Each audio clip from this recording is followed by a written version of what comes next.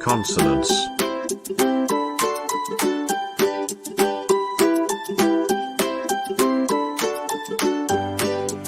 Alliteration and assonance.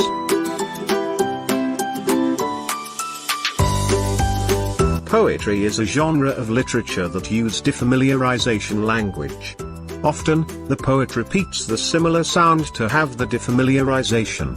The repeated sound can be individual vowel and consonant, whole syllables, words, or phrase. Consonance is the repetition of identical or similar of final consonant sound.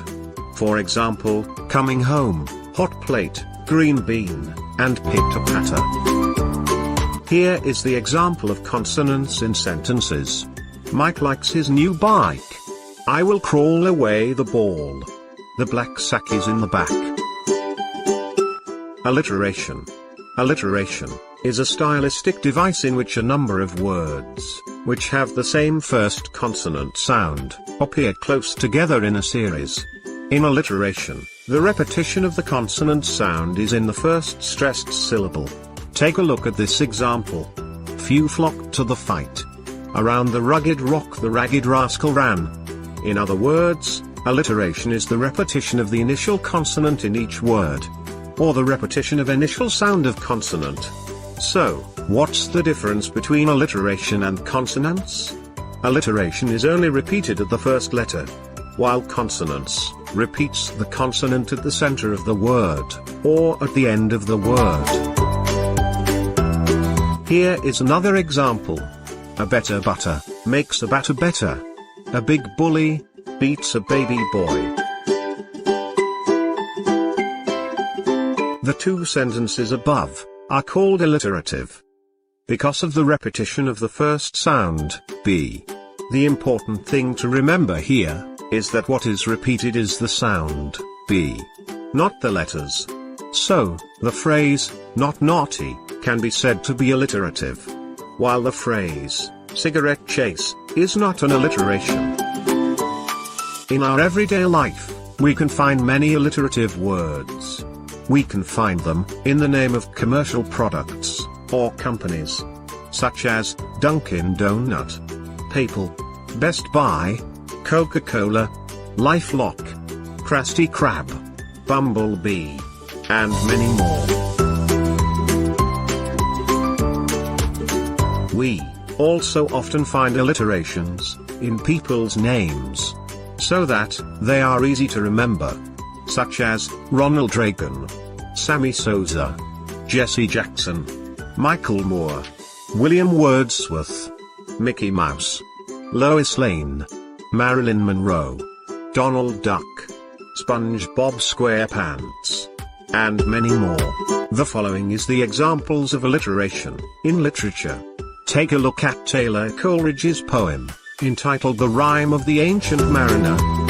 The fair breeze blew. The white foam flew. The furrow followed free. We were the first that ever burst into that silent sea. In the above verse, we can see the alliteration of sound B, F, and S. In the phrases, breeze blew, foam flew, furrow followed, and silent sea. So, what is the function of alliteration? In literature, alliteration plays a very important role. It creates a musical effect in the text, which increases the pleasure of reading literary works. Alliteration makes reading and reciting poetry attractive and engaging. Therefore, it makes them easy to learn and remember. It also makes writing much more attractive and beautiful. Meanwhile, in the marketing or industry, alliteration makes a product name interesting and easy to remember. This, of course, will attract more potential customers and increase sales. In addition to repetition of consonant sounds, there is also a repetition of the vowel sounds.